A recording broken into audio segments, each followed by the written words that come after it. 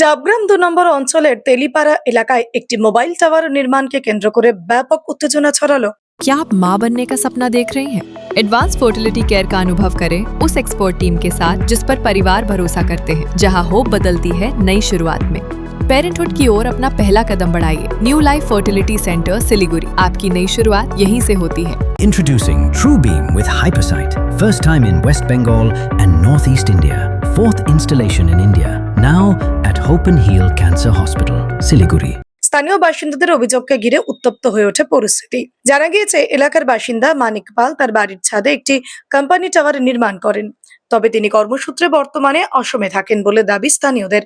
নির্মাণ কাজের তদারকি করছিলেন এলাকার বাসিন্দা নবপাল। এর আগেও ওই এলাকায় টাওয়ারের নির্মাণকে কেন্দ্র করে বিতর্ক সৃষ্টি হয়েছিল বলে জানান বাসিন্দারা। এলাকাবাসীর আশঙ্কা, টাওয়ারটি চালু হলে ছোট শিশু থেকে বয়স্কদের স্বাস্থ্যের উপর মারাত্মকভাবে প্রভাব পড়তে পারে। পাশাপাশি তাদের অভিযোগ, নিয়ম না মেনেই অবৈধভাবে টাওয়ারটি নির্মাণ করা হয়েছে। বুধবার ক্ষুব্ধ এলাকাবাসী একত্রিত হয়ে বাড়ির তালা ভেঙে ছাদে ওঠার চেষ্টা করেন এবং নির্মাণ কাজের দায়িত্বে থাকা ব্যক্তির সঙ্গে দেখা করতে চান। পরিস্থিতি ক্রমশ উত্তপ্ত হয়ে উঠলে সেখানে কর্মরত এক নির্মাণ শ্রমিককেও ঘিরে বিক্ষোভ দেখানো হয়। খবর পেয়ে দ্রুত ঘটনাস্থলে পৌঁছায় আশিগড় ফাঁড়ির পুলিশ। পুলিশের হস্তক্ষেপে পরিস্থিতি নিয়ন্ত্রণে আসে এবং এক নির্মাণ কর্মীকে আটক করে থানায় নিয়ে যায়। ইতিমধ্যে স্থানীয় বাসিন্দারা এই বিষয়ে আশিগড় ফাঁড়িতে লিখিত অভিযোগ দায়ের করেছেন। অভিযোগ খতিয়ে দেখে গোটা ঘটনার তদন্ত শুরু করেছে পুলিশ।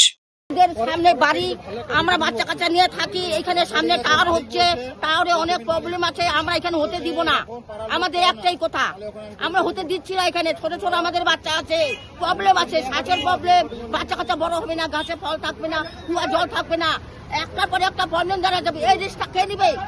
উনি নিবে, উনি নিবে। ওর বাড়ি তো সেই আসামে, ওর ফ্যামিলি নিয়ে থাকবে না। আমরা তো থাকতে যে বাচ্চা কাচ্চা নিয়ে আমরা এখন কোথায় যাবো? আমরা যেহেতু বাড়ি করছি, আমরা কি করবো এখন? বারবার বাধা দিয়ে তাও আমাদের কথা শুনে না। ওর জন্য আমরা টাওয়ার হতে দিব না। এইটা পারা 2 মাস পারা হয়ে গেল, আমরা আসি বাধা দেই, ওরা কথা শুনে না। চুপি চুপি সব কিছু থানার মধ্যে দরখাস্ত দেওয়া সবই হয়ে গেছে। তারপরে যে ঠিকাদার ও আমাকে বলছে আপনাদের প্রবলেম কোথায়?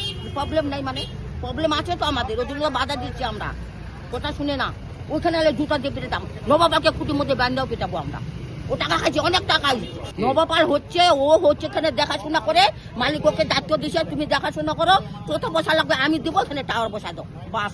এই ঠিকাদারটাকে নিয়ে গেল না, এখন পুলিশে নিয়ে গেলেন, ওকে বলছি মালিক তো আসেই না, মালিক আসে না এখানে। যে মালিক আসবে তাও আসে না, মালিক একদিনও আসে না, ও তো আসবে না। মালিকের সঙ্গে কথা বলছি, মালিক বুঝে দেখো আমি মানুষের প্রবলেম করতে চাই না, আমরা চাই না ওখানে টাটা হোক। ওরা এখন বুঝতেছে না, আমরা কি করবো বলেন?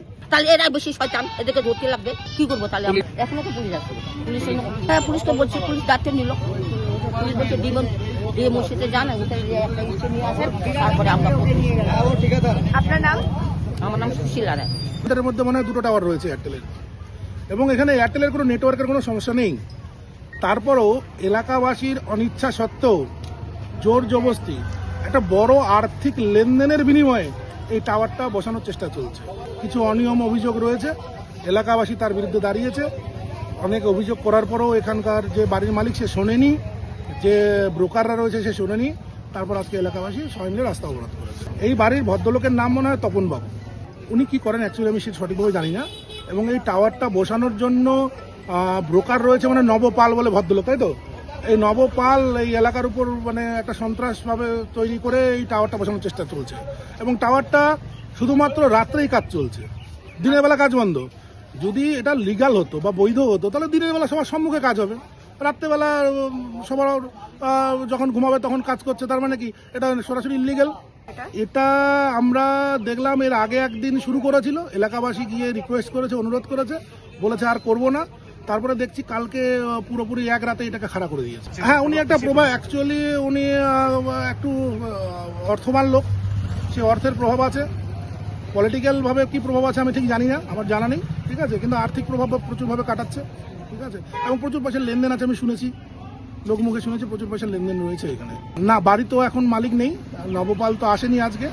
পুলিশ এসেছিল, এলাকাবাসীর সঙ্গে কথা বলেছে, পুলিশ কথা দিয়েছে যে টাওয়ারটার আর কাজ হবে না। হ্যাঁ, আজকে একজন যে রয়েছে কন্ডাক্টর, যাকে বারবার এই এলাকাবাসী অনুরোধ করার পরেও উনি শোনেননি, উল্টো এলাকাবাসীকে উল্টি ধুমকিয়েছে, চমকিয়েছে এবং কিছু এলাকাবাসীকে পয়সার প্রলোভন দিয়েছে। আজকে এলাকাবাসী তাদের ওনাকে পেয়ে, পুলিশকে সামনে পেয়ে ওনার নামে অভিযোগ করেছে এবং পুলিশ যথাযথ ব্যবস্থা নিয়ে ওনাকে ধরে নিয়ে গেছে থানায়। আমার নাম রাজীব সিং। এই এলাকা, এই রোডটার নাম শিখা রোড। এবং রাইট সাইডে রয়েছে তেলিপাড়া, লেফট সাইডে রয়েছে পাপিয়াপাড়া। লোকের অসুবিধা হচ্ছে, টাওয়ারটা যেন বন্ধ হয়। পুলিশের কাছে অভিযোগ করছি, এই যে অভিযোগ করার কাগজ আছে আমাদের কাছে। ওরা গায়ে জবরদস্তির কাজ করতেছে। আবার ঠিকাদার বলছে বলে আমরা সব জায়গায় টাকা খাওয়ায় বসে আছি, আমরা কাজ করব। এটা ঠিকাদার বলছে, ঠিকাদারের নামটা তো আমি জানি না যে এই কাজটা ঠিকাদার নিচ্ছে। মানে ওরা বলছে আমাদের বড় বড় যতগুলো অফিসার আছে, বড় বড় গদিতে বসে আছে, আমরা সবাইকে টাকা খাওয়াইছি। তোমরা আন্দোলন করলো আমরা টাওয়ার করবো, তোমরা আন্দোলন না করলো আমরা টাওয়ার করবো। আর বেশি বাড়াবাড়ি করবে, পুলিশ আমাদেরকে হুমকি দিচ্ছে, আমাদেরকে উঠাই নিয়ে যাবে। না, আজকের পুলিশ যে আসে খুব ভালো পুলিশ।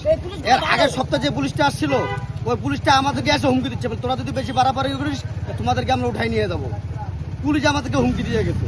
আগের সপ্তাহে পুলিশ মোটামুটি মাসখানেক থেকে কাজ হচ্ছে, ঠিক বিকাল বেলা করে কাজ করতেছে, রাত্রের বেলা, আর দিনের বেলা কাজ করতেছে না। 5টা থেকে 7টা 8টা অব্দি কাজ করতেছে। পুলিশকে জানালে বললাম না, পুলিশ আমাদেরকে হুমকি দিচ্ছে বলে তোরা বেশি বাড়াবাড়ি করবি, তোমাদেরকে আমরা উঠাই নিয়ে যাবো।